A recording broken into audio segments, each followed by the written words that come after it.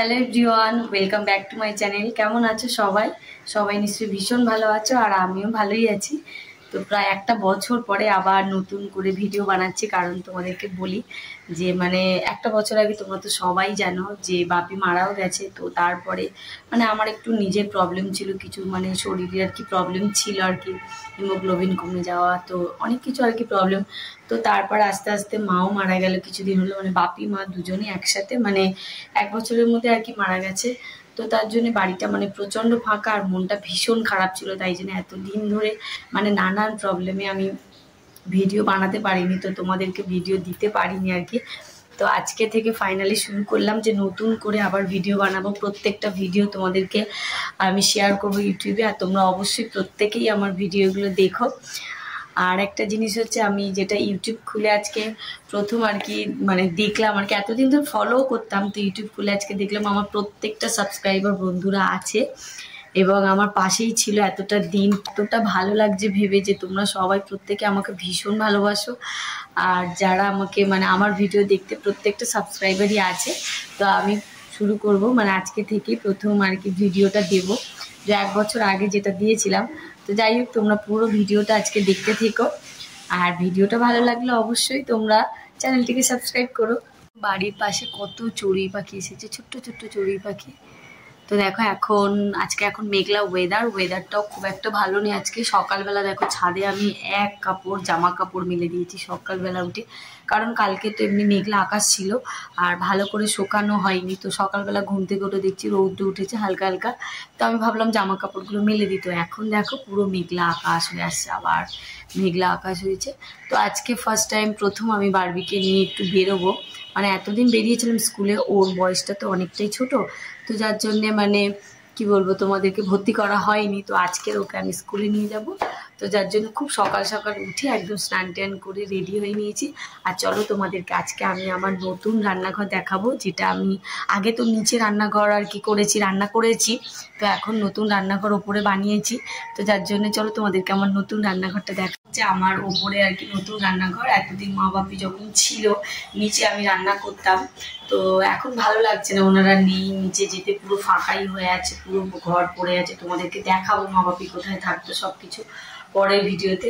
তো দেখো এখন এই নতুন রান্নাঘরটা তোমার দাদা আমাকে বানিয়ে দিয়েছে ওপরে, এখনো পুরোপুরি কমপ্লিট হয়নি, কিছু কিছু জায়গা দেখো রং টং এখনো বাকি আছে। তো আস্তে আস্তে করে নেবো, বেশি দিন এখনো হয়নি, ওই মোটামুটি 1 মাস মতো হয়েছে সবে। তো এখানে গ্যাস ট্যাস সবই রাখা হয়েছে, আর আমার এখন খুব সুবিধা হয়েছে, কারণ প্রত্যেকটা সময় নিচে উপরে যেতে হতো, খুব অসুবিধা হতো। আর যার জন্য এখন রান্নাঘরটাই খুব সুবিধা হয়েছে। তারপর বারবিকে নিয়ে স্কুলে যেতে হবে তাড়াতাড়িতে, অনেক কাজ থাকবে। তো দেখো সকালবেলা উঠে আজকে ভাতটাও বসিয়ে দিয়েছি, এদিকে ভাতও হয়ে গেছে, আর এদিকে দেখো দুধ আছে, এখন একটু চাও বানাবো। কালকে রাতে আমি এখানে দেখো শাক কেটে রেখেছিলাম, কারণ সকালবেলা কি কালকে বিকেলে একটু বারবিকে নিয়ে বাজারে গেছিলাম, তো শাক ছিল, তো এই দেখো শাকটা কেটে রেখেছি সকালে বানাবো বলে। আর এখানে কিছু মশলাপাতি র্যাক দেখো মশলা এগুলো রেখেছি। আর আমার গাছ তো ভীষণ ভালো লাগে, যার জন্য দেখো আমি আগেই এখানে একটা র্যাক মতো বানিয়ে এখানে আমি গাছটা রেখেছি। আর এই হচ্ছে রান্নাঘর মোটামুটি, এখন সবই আছে মোটামুটি, ফ্রিজ মাইক্রোওয়েভ সবই ওই দিকের ঘরে আছে। আর এখানে একটা বাসনের র্যাক, এখনো সেইভাবে সব কিছু ঠিকঠাক করিনি, আস্তে আস্তে সব কিছু ঠিকঠাক করবো। আর যা যা করবো তোমাদেরকে অবশ্যই ভিডিওতে শেয়ার করবো। তো এখন সকালে টিফিন বানাবো আর বারবিকে খাওয়াবো। তোমাদের দাদাও এখন বাথরুমে গেছে, যাই হোক ফ্রেশ হচ্ছে। তো আমি এবার ঝটপট করে টিফিনটা বানিয়ে নিই। এদিকে দুধ আছে দেখো জাল দেবো। আজকে সকালে ব্রেকফাস্টে দেখো একটু পাউরুটি নিয়েছি, আর সকালবেলা গরম গরম চা আর পাউরুটি খেতে খুব ভালো লাগে। তো এদিকে দেখো আমি 4টে বেশি নয় 5টা মতো পাউরুটি সেঁকে নিচ্ছি ভালো করে, আর এদিকে দেখো দুধটাও আমি জাল দিয়ে দিই।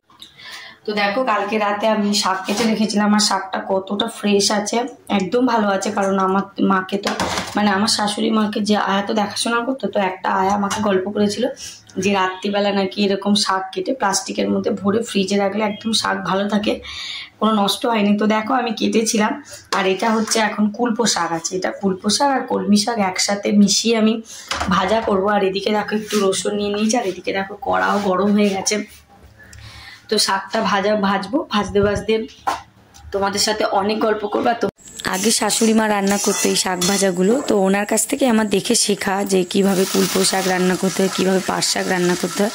প্রত্যেকটা শাকই উনি বেশ ভালো রান্না করতো, তো ওনার কাছ থেকে দেখো শিখেছি আমি।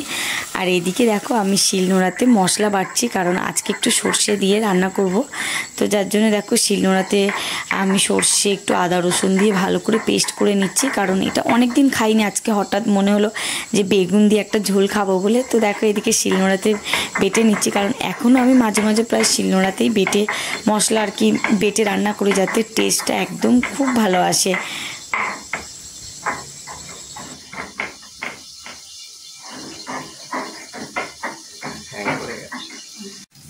তো আজকে রান্না করছি দেখো বেগুন আলু দিয়ে সর্ষে দিয়ে, আর এটা হচ্ছে পোনা মাছ আছে, কাটা পোনা আর কি, পোনা মাছের ঝোল করবো আজকে। এখানে দেখো, আর এখানে দেখো আমি সর্ষেটা বেটে নিয়েছি, এর মধ্যে সর্ষে আছে, গোটা জিরে, রসুন, পেঁয়াজ সব রকম দিয়ে অল্প অল্প করে বেটে নিয়েছি। আর এদিকে দেখো একটু তেলাপিয়া মাছ আছে, এটাকে হয়তো ঝাল করবো আর কি। তো এখানে দেখো সব পরিষ্কার করে নুন নুন মাখানো আছে। তো রান্নাটা হয়ে যাক, তোমাদেরকে দেখাবো কি কি রান্না করছি। তো এদিকে দেখো আমি আলু বেগুন ভালো করে ভেজে রেখে দিয়েছি, আর এখানে তেলের মধ্যে একটু শুকনো লঙ্কা দিয়েছি, দিয়ে কালো জিরে আর এই যে সর্ষে বাটাটা ছিল ওটা দিয়েছি, টমেটোটা দিয়েছি, ভালো করে একটু নেড়ে নেবে, নিয়ে তারপর জল দিয়ে দেবো, কারণ বাড়ি খাবে বলে আমি একটুখানি ঝালটা কম দিয়েছি, সেটা দিয়ে দিয়েছিলাম। দিয়ে ভালো করে নেড়ে নিয়েছি একটু শুকনো লঙ্কা দিয়ে, কারণ বেশি কাঁচা লঙ্কা আমি দিইনি। তো এইভাবে রান্নাটা হবে। আর এদিকে দেখো মাছ আছে, আর এই মাছটা দেখো তেলাপিয়া মাছটা একটু সুন্দর দেখালাম তোমাদেরকে, আর এখন দেখো পুরো ভেঙে গেছে, কারণ ভাজতে গিয়ে দেখছি ভেঙে গেছে।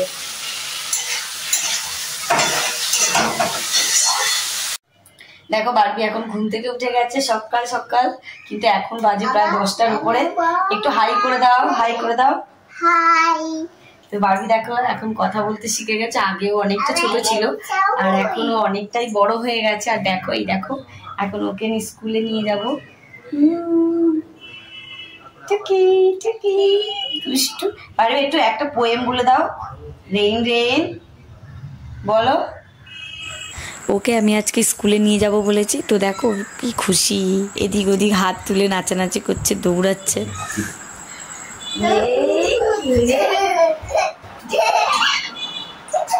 ঝটপট করে রেডি হয়ে নিয়েছি, রেডি হয়ে নিয়ে বাইরে বেরিয়ে গেছি বারবিকে নিয়ে। আর এত তাড়াহুড়োর মধ্যে আমি ছাতাটাও ফেলে গেছি বাড়িতে।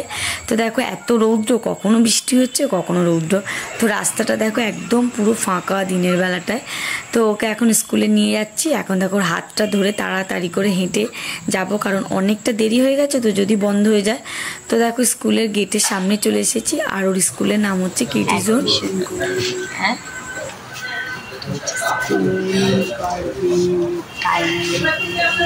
ওকে অ্যাডমিশন করানো হয়ে গেছে। হয়ে যাওয়ার পরে আমরা বেরিয়ে রাস্তায় দাঁড়িয়ে আছি। আর দেখো এটা বারবি স্কুলে একটা ছোট্ট পার্ক, যেখানে ওদের খেলার জায়গা। আর ও দেখো বেরিয়ে কত খুশি একদম।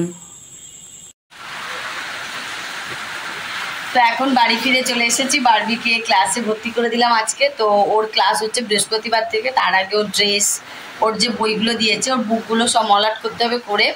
ওকে এখন হোমওয়ার্ক করাতে হবে, ওর কালারগুলো সব কিছু আছে যেগুলো চেনানো, ওগুলো।